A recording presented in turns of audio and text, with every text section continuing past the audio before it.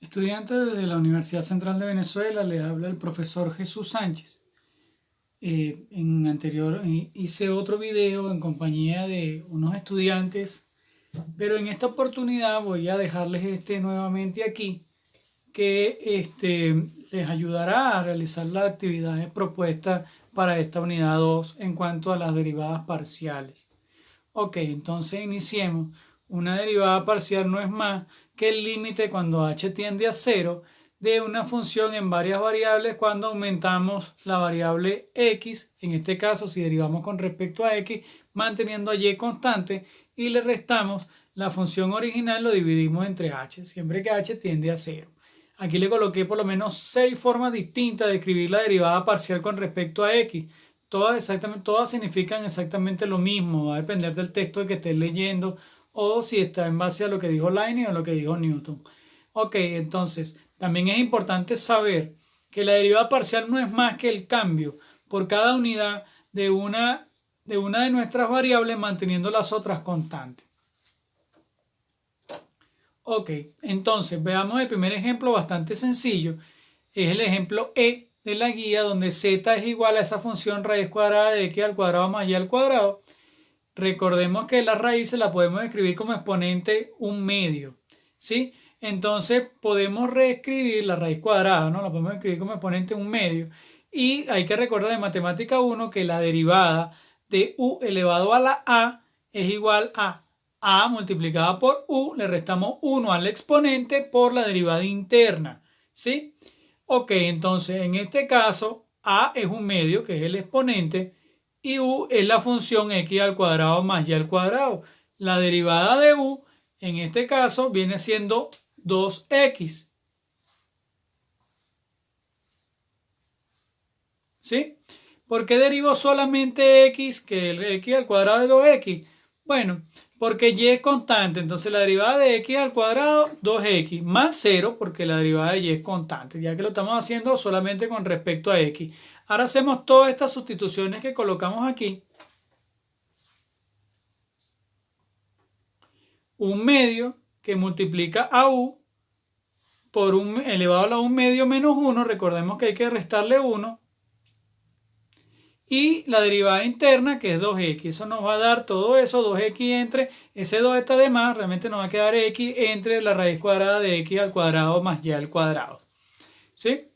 Bueno, vamos al ejemplo siguiente que es más sencillo, el ejemplo 2, hay que hacer una demostración donde x por la derivada de z con respecto a x más y por la derivada de z con respecto a y es igual a x por y más z. Si z es esa función que está ahí. Z es esa función xy más x por e elevado a la y entre x. Ese y entre x es el exponente de e. Entonces debemos recordar de matemática 1 que la derivada de un producto es el primero derivado por el segundo sin derivar más el segundo derivado por el primero sin derivar. Y vamos a recordar que la derivada de e a la u o e a la x es igual a e a la u por la derivada de u según la regla de la cadena como la vimos en matemática 1. Ok, entonces la primera derivada que la vamos a hacer con respecto a x, bueno, primero debemos saber que u es igual a ese exponente y entre x. Y la derivada de ello es igual a menos y entre x al cuadrado. Ahí yo apliqué la derivada de un cociente. Lo pueden hacer ustedes con más calma, recordando que la derivada de y, en este caso al ser constante, es 0. Ok, vamos a hacer las sustituciones entonces.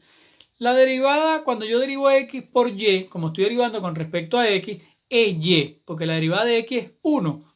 Ok, y la derivada de x por e a la y entre x, bueno, como dice la segunda fórmula que coloqué aquí, el primero derivado, o sea, la derivada de x es 1 por el segundo sin derivar, más el primero sin derivar por el segundo derivado, es decir, e a la u por la derivada interna. Si u es y entre x y la derivada interna es menos y entre x al cuadrado, es esa derivada que tenemos allí, que acabo de colocar con estas flechas. Muy bien, ahora también es importante aquí que cuando multiplique todo eso me va a quedar menos adelante y que las x se me van a ir con este cuadrado que está abajo, ya que lo estoy multiplicando y dividiendo por x al cuadrado. Lo vamos a colocar mi resultado aquí en un ladito para poder hacer ahora la derivada con respecto a y, que es un poquito más sencilla. ¿Sí? La derivada con respecto a y, bueno, de x, y es x. Y la derivada de z con respecto a x, de x, y es y, la derivada de z con respecto a y, entonces es x, es lo contrario, ¿no? Y la derivada, aquí no tengo que hacer la derivada de un producto, porque x y e son constantes. Entonces lo que tengo que derivar es el exponente. Al derivar el exponente y entre x es 1 entre x. ¿Sí? Porque la derivada de y con respecto a y es 1. Simplemente me va a quedar 1 entre x. Ok, también la vamos a colocar aquí en un ladito. Bueno, estas x se me van al estar multiplicando y dividiendo algunos, y lo vamos a colocar aquí en un lado para poder hacer nuestra demostración final de este ejercicio. Entonces, x por la primera derivada que hicimos, más y por la segunda derivada que nos dio, es igual al hacer aquí una multiplicación de x por todo lo que está interno y de y por todo lo que está interno. Es decir, hago la propiedad distributiva, me queda xy más x que multiplica a e a la y entre x, y en el contrario, menos y que multiplica a e elevado a la y entre x. ¿Por qué aquí me queda menos y multiplicado por e a la y entre x? Porque al hacer la propiedad distributiva, la x se me va a ir con la x del denominador, ¿sí? Y después hago la propiedad distributiva con respecto a y en la segunda parte.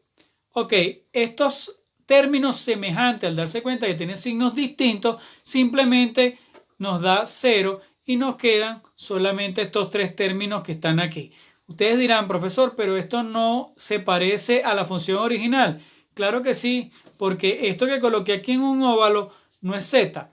Entonces realmente me queda que efectivamente xy más z es el resultado de esta derivada, o pudimos demostrar que realmente esta información era correcta. Ok, veamos el ejemplo 3, que es el ejercicio 58 de la guía. Nuevamente vemos la función Cobb-Douglas, que salió en el taller número 1 en alguno de los modelos que estuvimos utilizando. Estos son los datos que nos dan. La función Cobb-Douglas es alfa por L elevado a la mu por K elevado a la beta. Recordemos que mu más beta es igual a 1. En algunos aparecen alfa, es indiferente. Y todos estos valores, alfa, mu y beta, pertenecen a los números reales. Entonces, demuestra que L multiplicado por la derivada de P con respecto a L más K multiplicado por la derivada de P con respecto a K es nuestra función Cobb-Douglas. Ok, vamos a ver si es cierto. Yo primero voy a derivar esa función P con respecto a L. Está bastante sencilla. Tanto alfa como K y beta son constantes, entonces solamente debo derivar L a la mu. Entonces el exponente pasa a multiplicar y me queda ese exponente menos 1. Todo lo demás me queda exactamente igual. Ahora hago lo mismo pero con respecto a K, pero el exponente de K es beta. Entonces beta pasa a multiplicar y le resto 1 a beta. Entonces ahora yo debo intentar demostrar eso que está allí. Este ejercicio salió hace algunos años en un parcial y los muchachos decían que no les daba. Pero aquí podemos demostrar que efectivamente sí nos va a dar.